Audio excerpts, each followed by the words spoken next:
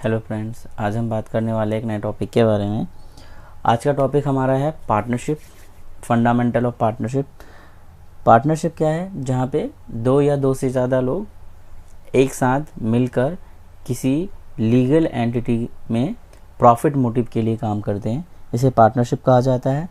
ध्यान रहे कि यहाँ पे सबसे इम्पॉर्टेंट बात कहा गया है कि partnership is the relationship between the two or more person who have agreed to share profits of a business carried on by all or any one of them acting for all। मतलब एक सबके लिए और सभी एक के लिए काम करते हैं। यानी कि इसको अगर मैं सीधे शब्दों में समझाऊं तो जो पार्टनर्स होते हैं वो एक दूसरे के प्रिंसिपल भी होते हैं और एजेंट भी होते हैं। ठीक है। पार्टनरशिप एक्ट 1932 है, जैसे कि ऊपर सबसे पहले दिया हुआ है कि हमारा पार्टनरशिप एक्ट 1932 है, जिसके अकॉर्डिंग ये डेफिनेशन दी गई है। पार्टनरशिप में सबसे पहले आपको पता है कि दो मेंबर्स तो होने ही चाहिए, कोई भी अकेला पर्सन पार्टनरशिप नहीं कर सकता, कम से कम दो लोगों की ज़रूरत होती है, तो इसे पार्टनरशिप कह सकते हैं। मैक्सिमम यहाँ पर 50 है एज़ पर कंपनीज एक्ट 2013 के अकॉर्डिंग। ध्यान रहे इस बात का, क्योंकि कुछ नए अमेंडमेंट में ये चीज़ें चेंज भी हो जाती है। तो ये एज़ पर कंपनीज एक्ट 2013 के अकॉर्डिंग मैक्सिमम 50 है और मिनिमम 2 है। ठीक है। आगे बात करते हैं। पार्टनरशिप दो तरीके से हो सकता है, या तो ओरल या तो रिटर्न। और ओरल है तो नॉर्मली पार्टनरशिप है, और अगर रिटर्न में है तो इसे पार्टनरशिप डीड कहा जाता है। ओरल में चीज़ें सब कैजुअली डिसाइडेड हो जाती है, और अगर कोई बात कोई भी अगर कंट्रोवर्सीज क्रिएट होती है तो सबको हाफ प्रॉफिट या हाफ लॉस बियर करना पड़ेगा या हाफ प्रॉफिट मिलेगा। बट बाकी चीज़ों पर इंटरेस्ट, जैसे interest on capital, interest on drawing, ये वगैरह चार्ज नहीं होंगे। बट जो लोन है उस पर इंटरेस्ट चार्ज हो जाएगा इन अ साइलेंट कंडीशन 6%। ध्यान रहे अगर पार्टनरशिप डीड नहीं है तो। प्रॉफिट नॉर्मली बताया हुआ है कि एज पर एग्रीड रेशियो में डिसाइड हो जाएगा। बिजनेस लीगल होना चाहिए। देखिए, पार्टनरशिप होने के लिए कुछ बातें बहुत ज़रूरी है कि पार्टनरशिप में लीगल होना चाहिए बिजनेस, और प्रॉफिट मोटिव के लिए होनी चाहिए। तीन बातें सबसे ज़्यादा इंपॉर्टेंट है पार्टनरशिप में, कि हमारे पास दो या दो से ज़्यादा पर्सन होंगे, बिजनेस लीगल होना चाहिए, और वो प्रॉफिट मोटिव के लिए होना चाहिए, तभी पार्टनरशिप कहलाएगा।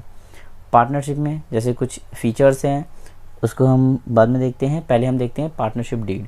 पार्टनरशिप डीड का मतलब है कि रिटर्न एग्रीमेंट होता है जहाँ पे पार्टनर्स के बारे में सारी चीज़ें लिखी होती है कि पार्टनर्स कौन है, पार्टनर का नाम क्या है, एड्रेस क्या है, उनके सारे डॉक्यूमेंट्स होते हैं, फिर terms conditions, interest on capital क्या चार्ज होगा, ड्राइंग क्या चार्ज होगा, प्रॉफिट रेशियो क्या होगा, इंटरेस्ट ऑन लोन क्या होगा, कमीशन, सैलरी, ये सारी चीज़ें पहले से ही डिसाइड हो जाती है। ठीक है ना।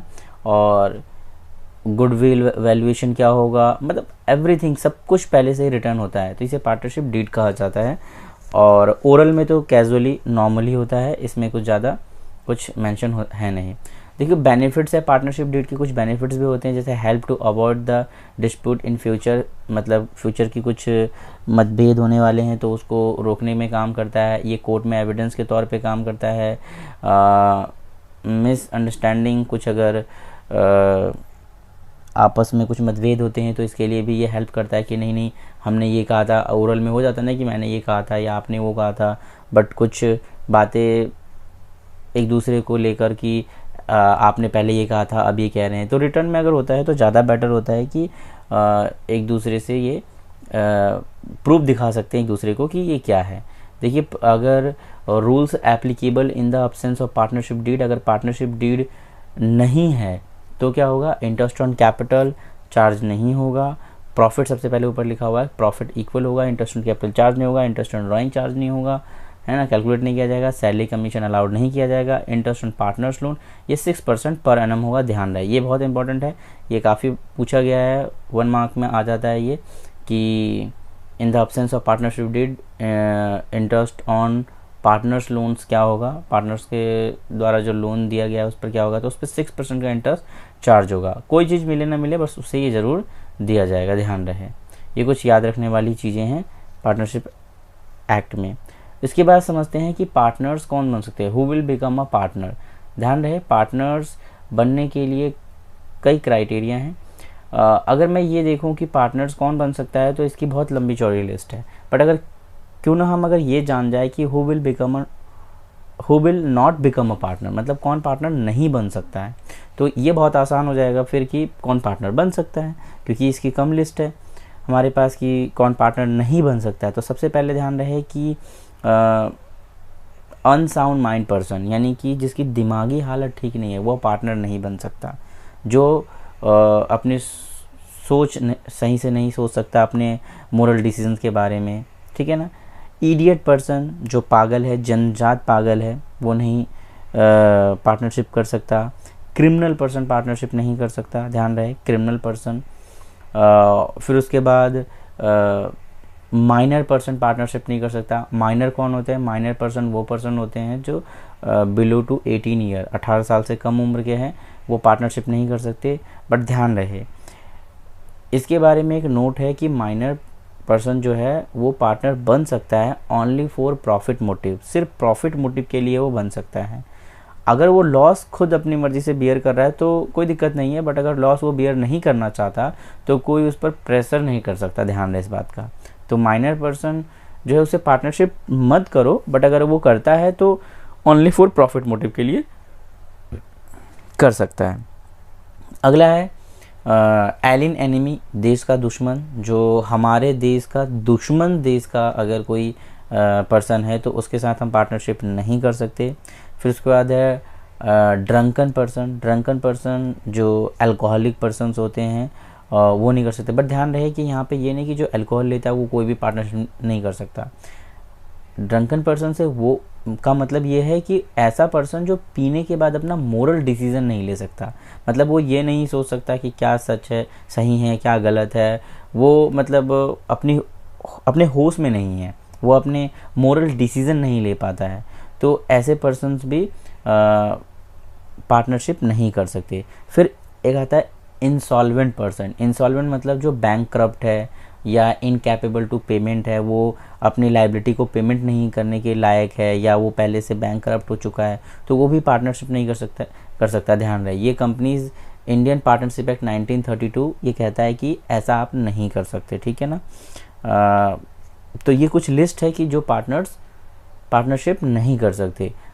बाकी जो इसके अलावा जो बच गए वो सारे के सारे, यानी कि जिनमें ये प्रॉब्लम नहीं है वो सारे के सारे पार्टनरशिप कर सकते हैं। तो बहुत आसानी से हम पता लगा सकते हैं कि कौन पार्टनर बन सकता है या कौन पार्टनर नहीं बन सकता है। तो नॉर्मल सी बात है। और बाकी ये फिर फीचर्स है पार्टनरशिप की, तो आप देखोगे कि मिनिमम 2 पर्सन्स होने चाहिए और मैक्सिमम 50 हैं जैसे कि। और ये कंपनीज रूल्स 2014 में भी ये दिया गया है इसके बारे में। फिर ये पार्टनरशिप जो होते हैं वो एग्जिस्टेंस करते हैं रिटर्न में या ओरल, दो तरीके से हैं, ओरली हो सकता है या रिटर्न में हो सकता है। और बिजनेस हमेशा लीगल होना चाहिए, ध्यान रहे। एग्रीमेंट पार्टनरशिप के बीच में जो एग्रीमेंट होता है वो प्रॉफिट मोटिव के लिए होना चाहिए, और प्रॉफिट और लॉस दोनों ही बियर करेंगे। ध्यान रहे कि ये नहीं कि वो कहेगा कि मैं सिर्फ प्रॉफिट लूँगा और लॉस नहीं। हाँ, ये माइनर की सिचुएशन में होता है, ध्यान रहे। बट अगर माइनर कहता है कि मैं भरूंगा लॉस, कोई बात नहीं। और फिर बोला हुआ है 5वां point, a partnership can be carried on by all, मतलब जो पहले भी बता चुका हूँ मैं कि एक पर्सन अगर कोई काम करता है तो वो सभी पार्टनर के लिए 5 है, मान लो अगर 5 में से एक कोई काम कर रहा है तो वो बाकी 4 के लिए भी काम कर रहा है और अपने लिए भी कर रहा है, और बाकी 4 जो कर रहे हैं वो इसके लिए भी कर रहे हैं। मतलब एक दूसरे के ये एजेंट और प्रिंसिपल दोनों होते हैं। जैसे नीचे लिखा हुआ है कि एजेंट और principal relation between the partners के बीच में आपस में एजेंट और प्रिंसिपल का रिलेशन होता है।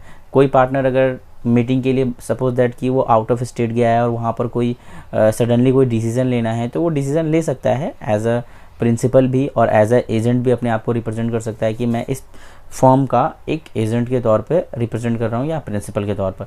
तो ये एक दूसरे के एजेंट और प्रिंसिपल दोनों ही बन जाते हैं एज पर सिचुएशन। तो ये कुछ बेसिक बातें थी, थ्योरेटिकल बातें थी।